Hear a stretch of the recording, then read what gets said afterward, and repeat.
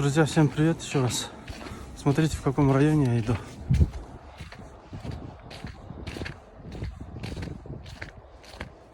Если кто живет в этом районе, пишите комментарий. Ну, я вам дам подсказку. Это район улицы Копал. Друзья, если кто живет в этом районе, напишите комментарий. Или кто раньше жил. Или если у вас друзья живут, поделитесь. Друзья, видите, да, у нас в Таразе, как всегда, как бы идет снег, да? Ну, вчера, по крайней мере, был. И сегодня уже светит солнце, да? Вот, друзья. Видите, солнышко. Вон там видно. Светит солнышко, друзья.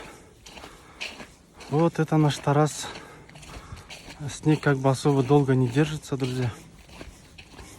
Если есть люди, которые смотрят нас с других городов, стран, тоже напишите комментарий, как у вас там со снегом. Ну, я прогноз погоды посмотрел на 31 декабря, да? Особо там у нас теплые деньки. Смотрите, по этой улице маршрутка едет, я не знаю, она здесь ездит, не ездит. Вон там желтая.